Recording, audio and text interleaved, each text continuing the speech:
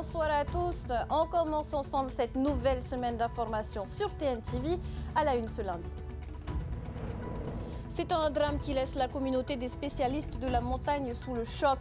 Au lendemain de l'accident mortel survenu dans la vallée de Fatawa, l'incompréhension domine. Malgré l'expérience et des conditions favorables, le risque zéro n'existe pas. Le président de la Fédération des sapeurs-pompiers, Gaston Tounois, nous le rappelle ce soir en plateau. Avis aux usagers des parkings de Papeete, de nouveaux horodateurs sont désormais en service. Les paiements par carte bancaire sont désormais acceptés. Autre nouveauté, le renseignement obligatoire de sa plaque d'immatriculation. Au choix de la grande épreuve de philosophie ce lundi, 2 dissertations ou un commentaire de texte. Nous ferons un focus sur les élèves à besoins particuliers pour cette épreuve souvent redoutée. Une épreuve qui interroge aussi sur le sens que l'on donne à la pensée critique dans notre société. On en parle avec notre deuxième invité, Tayamani Huk, professeur de philosophie. C'était aussi une grande épreuve pour les 8 candidates à Miss Tahiti 2025, leur présentation officielle devant les médias. Le début d'une aventure qui commence pour les Purutu des différents archipels.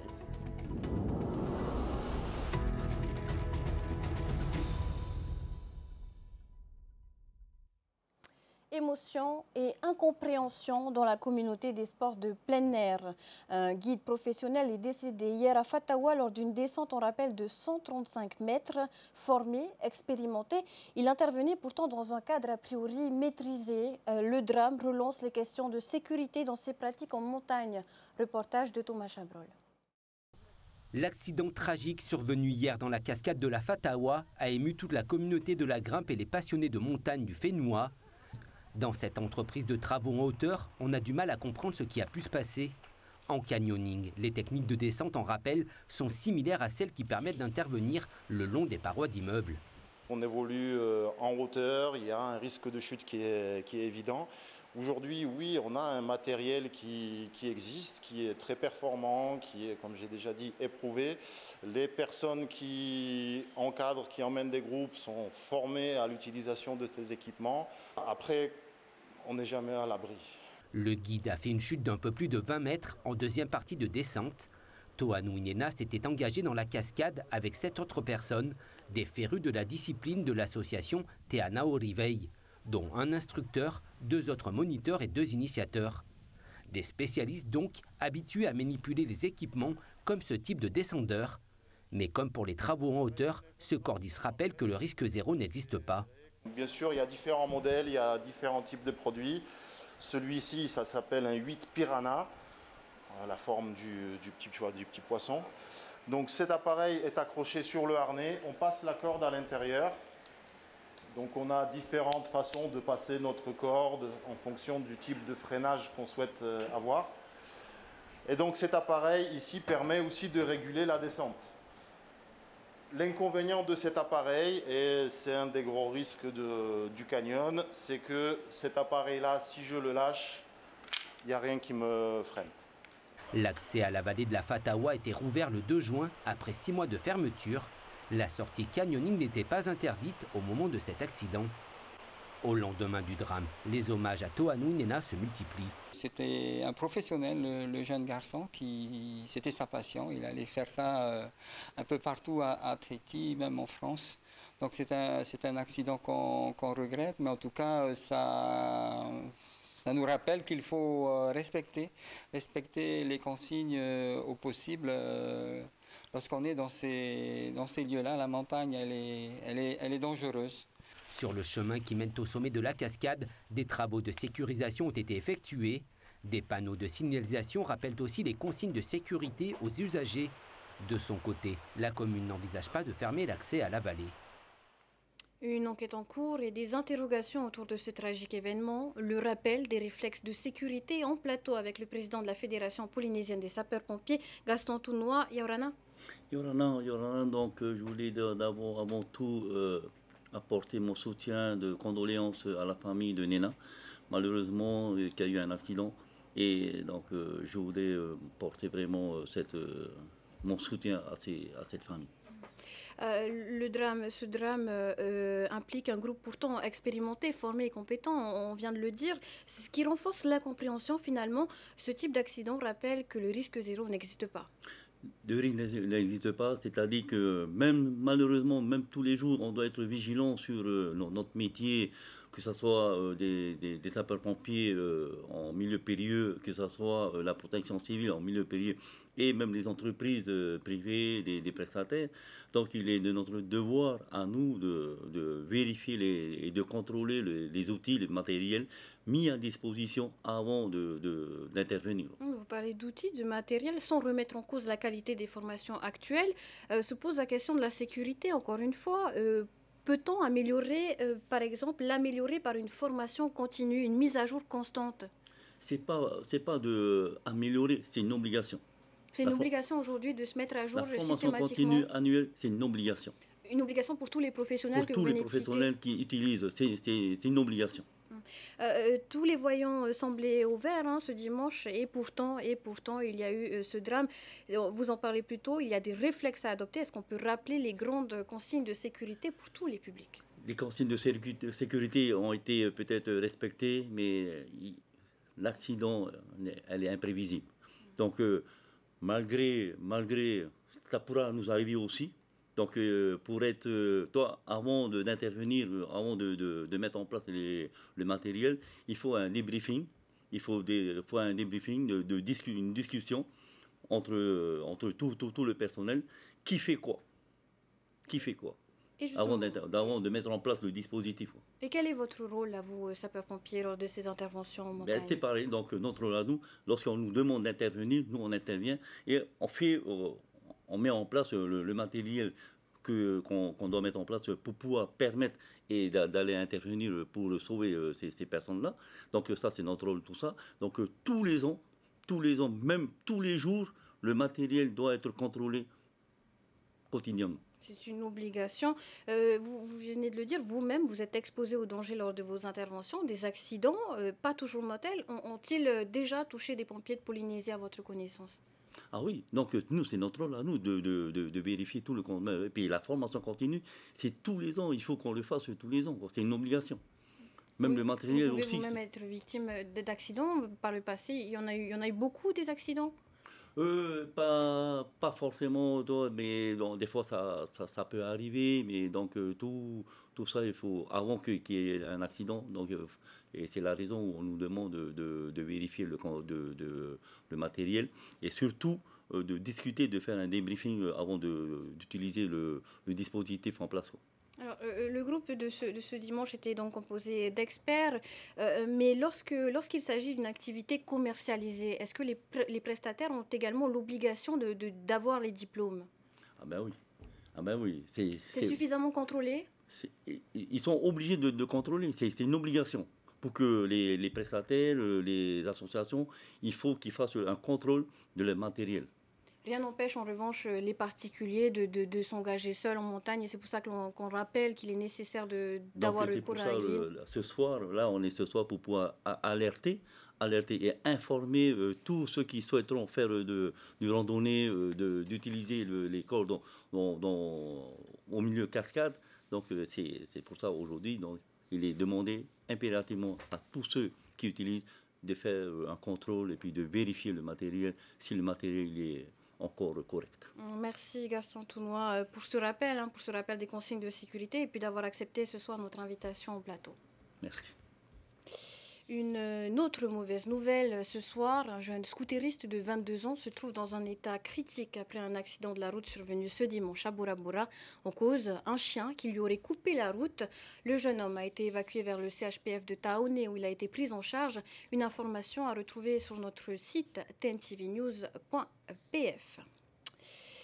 Il y a 3 fois plus de morts liées à des violences intrafamiliales en Polynésie qu'en Hexagone. Et les auteurs sont toujours des hommes. Alors comment combattre ces violences?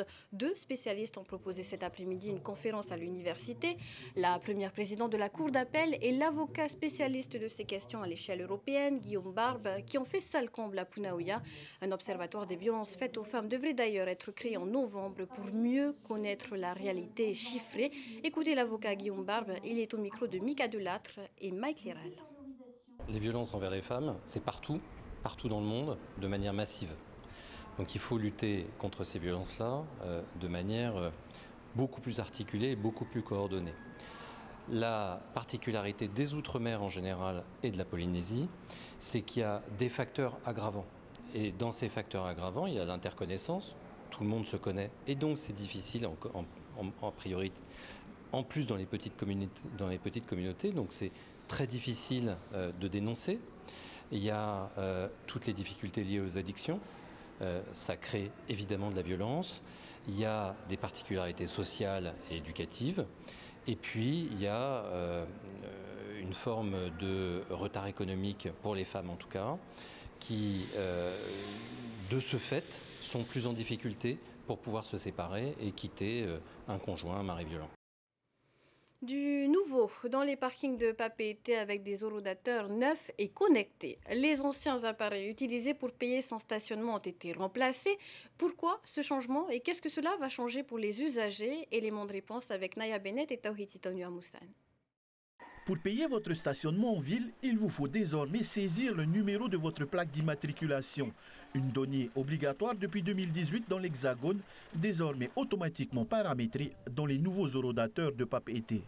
Ça reste quand même anonyme. Nous, on n'est pas là, on n'a pas autorisation à exploiter les fichiers de carte grise. La nouveauté, c'est ce qu'on espère arriver à régler administrativement. Les horodateurs acceptent aussi les cartes sans contact, donc c'est pour faciliter effectivement les paiements. Au total, ce sont 52 nouveaux dispositifs qui ont été installés. Ils remplacent les anciens horodateurs, mais certains font aussi leur apparition dans des rues où ils étaient jusqu'alors absents, à l'image de la rue du 5 mars, un choix qui découle d'une demande des commerces avoisinants. C'est vrai que les places de parking sont souvent occupées par des gens qui restent toute la journée, donc il n'y a pas de rotation sur les places et c'est préjudiciable, nous, pour le magasin, parce que nos clients ne peuvent vraiment pas se garer, c'est quelque chose de très galère. Leur utilisation devrait également coûter moins cher à la ville de Papeete. D'abord parce que les anciennes machines étaient défectueuses et nécessitaient des réparations à répétition. Ensuite parce que les nouveaux appareils sont connectés. Toutes les informations sont donc centralisées. C'est une bonne chose pour toi? Oui, d'un côté oui.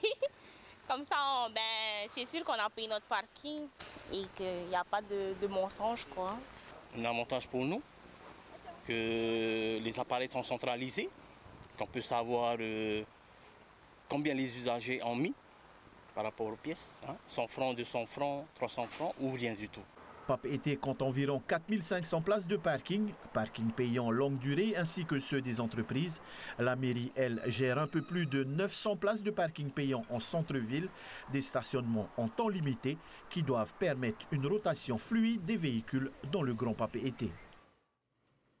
À Papeete, comme dans l'ensemble des centres d'examen du Fénois, les élèves de terminale ont planché ce matin sur l'épreuve de philosophie. Une épreuve nationale préparée dans des conditions optimisées pour tous les candidats, y compris ceux à besoins particuliers. Illustration au lycée Samuel Rapoto dans ce reportage signé Sam Teinaouré. Cet ordinateur fait office de copie d'examen et ce casque sert à s'isoler et non à écouter de la musique. 11 élèves de terminale du lycée Samuel Rapoto composent dans des conditions particulières. Là, c'est en équipe éducative qui est décidé justement qu'est-ce que l'enfant a besoin pour l'aider, pour l'accompagner par rapport à ses difficultés. Là, on a des élèves qui ont plusieurs dispositifs, soit on va agrandir le texte, soit une disposition par rapport à la luminosité. Donc voilà, ce sont des choses qui font que tous les élèves ont les mêmes moyens pour réussir. Les énoncés de ces élèves sont exactement les mêmes que leurs autres camarades de filière. Il y en a certains qui bénéficient d'une impression avec des caractères plus épais. Et n'oubliez pas, si vous avez besoin de reformulation par rapport au questionnement, ma collègue va vous assister. Ces 11 élèves à besoins particuliers bénéficient d'un temps additionnel pour composer. Un tiers-temps est mis en place, donc à savoir pour 1 heure d'épreuve, ils ont droit à 20 minutes de plus. Donc aujourd'hui on est sur du 4 heures, donc là ils ont 1h20 en plus du temps, ce qu'on appelle le tiers-temps pour cette épreuve d'aujourd'hui. Grâce à ces accompagnements, les élèves à besoins particuliers ont quasiment les mêmes chances que les autres candidats pour décrocher leur baccalauréat. Des dispositifs similaires existent aussi pour les études supérieures. La philosophie est une grande épreuve du bac, mais aussi une invitation à penser, une invitation à la réflexion. Quelle place pour l'esprit critique chez les jeunes Polynésiens? On en parle avec vous, Théamani Huck. Vous êtes professeur de philosophie. Bonsoir. Bonsoir. Alors, les élèves de terminale ont planché ce matin sur la traditionnelle épreuve de philosophie, on vient de le dire. 3 sujets leur étaient proposés dans la filière générale, dans les 2 filières d'ailleurs. Quel est votre regard sur cette sélection de sujets? C'est des sujets qui étaient assez classiques. Il y avait un sujet sur la vérité. Donc la vérité, c'est quand même un sujet qui est central en philosophie. Parce que la philosophie, c'est l'amour de la sagesse, donc la quête de la vérité, par des moyens logiques. Et ensuite, il y avait un sujet sur l'art, donc surtout l'Hexagone et même dans les sujets dans les pays étrangers, l'art est beaucoup tombé. Donc c'était des thèmes assez classiques. La philosophie reste une rare matière à être commune à tous les élèves de terminale. Pourquoi cette discipline conserve-t-elle cette place dans le système éducatif français selon vous? En fait, ça remonte au 19e siècle, que la philosophie, ça servait comme une sorte de couronnement des études, dans le sens où on estimait qu'à 18 ans, l'élève était capable de réfléchir, de commencer à penser par lui-même et d'examiner les connaissances qu'il avait. Donc c'est resté un peu dans la tradition française par rapport à ça. Donc c'est un peu la même approche. Donc ce qu'on attend des élèves, c'est qu'ils réfléchissent, ils pensent par eux-mêmes.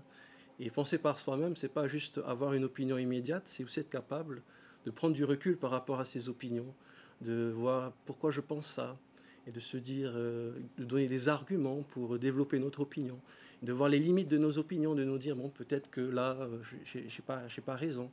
Donc prendre du recul par rapport à nos opinions immédiates. Questionner le monde et se questionner soi-même. La philosophie, on en parle un peu plus tôt, ce n'est pas que citer des grands auteurs, des citations que l'on apprend par cœur. La philosophie, vous venez un peu d'y répondre, mais doit-elle être figée finalement? Alors si on pense que la philosophie est figée, ça veut dire qu'on pense que la philosophie, c'est juste un ensemble de pensées un peu dépassées. Alors que ce qui est important, c'est vraiment, c'est pas tant le contenu que l'activité de la pensée. Et c'est important, notamment aujourd'hui, puisque avec les réseaux sociaux, on est plutôt dans la réaction. Et la réflexion, c'est pas la même chose que la réaction. La réaction, c'est émotionnel. Je vois une idée, je réagis. Je peux rester borné, enfermé dans mon opinion. La philosophie, c'est justement partir du principe que peut-être l'autre a raison. Et donc être capable de sortir de soi, de se décentrer de sa pensée pour pouvoir l'examiner. Et c'est ça, penser par soi-même. Être capable aussi de se remettre en question. Il y a les réseaux sociaux, mais il y a également l'intelligence artificielle. Et l'intelligence artificielle qui arrive dans notre quotidien, qui est un outil de plus en plus utilisé. Comment mêler philosophie et usage de l'intelligence artificielle? L'intelligence artificielle, c'est quelque chose qui attire beaucoup les jeunes et les moins jeunes. C'est quelque chose de très intéressant et on ne peut pas faire comme si ça n'existait pas. Maintenant, c'est vrai que le rôle de l'école, c'est avant tout de former la réflexion. Et la réflexion, je dirais, la réflexion, c'est comme un muscle. Ça veut dire que plus on s'exerce et plus on arrive à avoir une pensée claire, construite. Et le grand danger, il me semble, de l'intelligence artificielle, c'est qu'on prend l'habitude de ne plus penser par nous-mêmes. Donc on fait faire le travail par exemple ChatGPT, etc. Et en allant dans cette direction, on n'arrive plus à penser par soi-même, on n'arrive plus à exercer sa pensée. Et c'est important d'apprendre à avoir une pensée claire, d'apprendre à comprendre les choses. Donc je pense que c'est le danger de l'intelligence artificielle. Maintenant, il faut apprendre à l'utiliser, mais il ne faut pas renoncer. Il me semble que la mission première de l'école, c'est d'apprendre à réfléchir. Et c'est pour ça que ça peut être dangereux de compter uniquement sur l'intelligence artificielle. Et une dernière question, pensez-vous que l'intelligence artificielle puisse un jour faire l'objet d'un sujet de dissertation au bac de philosophie?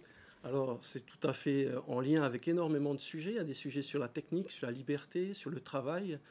Est-ce que, par exemple, l'intelligence artificielle pourrait remplacer les journalistes? Au Japon, il y a des robots qui arrivent à présenter, etc. Donc, c'est un sujet de société qui est important et qui touche tous les secteurs. Merci beaucoup, Théa Maniuk, pour ces éléments de réponse et d'avoir accepté ce soir notre invitation. Je vous remercie. Pas de pensée sans la langue, affirment certains linguistes. Et justement, préserver la langue tahitienne passe aussi par la modernisation de certains outils, comme le site internet de l'Académie tahitienne, une plateforme consultée dans le monde entier, comme au Japon, au Canada ou encore en Espagne. Prononciation, étymologie, recherche enrichie, présentation des nouvelles fonctionnalités avec Jantino Roy et Herehau Teariki. Aujourd'hui, nous avons des contacts en France, en Belgique, au Japon, aux États-Unis. Surtout visité pour son dictionnaire en ligne, malgré une traduction limitée des mots du tahitien vers le français, le site de l'Académie tahitienne franchit un cap. Sa nouvelle version propose une immersion plus riche dans le Reo-Tahiti, avec des outils interactifs, des extraits sonores pour la prononciation et un accès simplifié aux ressources linguistiques. Vous avez constaté ce matin, il y a une fonctionnalité qui vous permet d'entendre le son, comment la prononciation, est-ce que c'est oti, est-ce que c'est oti, etc. Mais également, il y a des photos qui sont associées à certains produits. Une évolution rendue possible grâce à l'étroite collaboration qui existe depuis 2013, date de création du site, entre le Farivana, l'Université de la Polynésie et la société Tahiti Ingénierie. Fort de compétences linguistiques pointues, les académiciens, associés à l'expertise des techniciens en outils numériques, se penchent déjà sur la prochaine étape de modernisation du site. Peut-être une application, mais l'intérêt c'est d'avoir un outil qui reste connecté, c'est de telle sorte à ce que l'information soit mise à jour en permanence. Alors ça peut passer par une application évidemment, donc ça c'est effectivement une possibilité. Et puis l'autre enjeu probablement dans un avenir assez immédiat, c'est la question de l'intelligence artificielle. C'est-à-dire comment on intègre l'intelligence artificielle pour moissonner encore plus d'informations et la mettre en valeur. Financé à hauteur de 1 300 000 francs par le ministère de la Culture, avec l'appui de plusieurs partenaires, le site actualisé du Farivana est d'ores et déjà disponible. Présentation d'un autre genre ce matin, également à Papeete, celle des candidates de la nouvelle édition de Misti.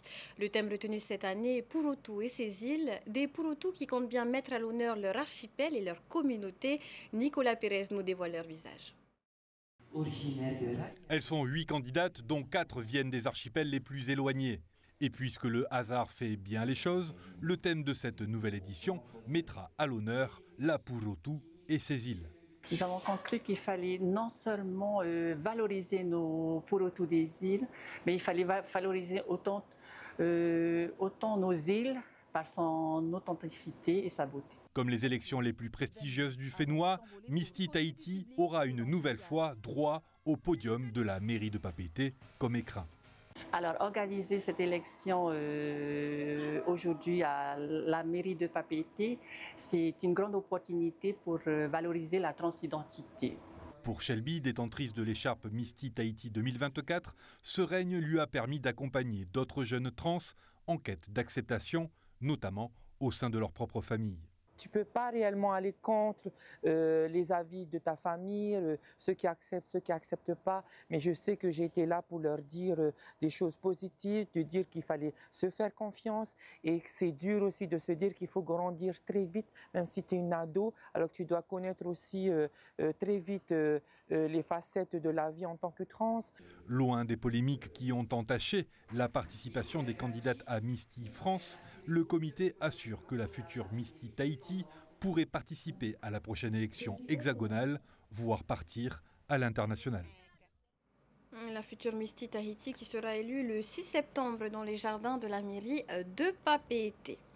Et ce soir, sur TNTV, des émissions locales avec To'ufenua, To'ura, puis nos différences. Plus tard, 2 épisodes de la nouvelle série Monsieur Parizeau et enfin de l'investigation, donc enquête exclusive, un programme varié en ce début de semaine. Excellente soirée à tous, à demain. Retrouvez ce journal en replay sur notre site internet et notre application mobile TNTV.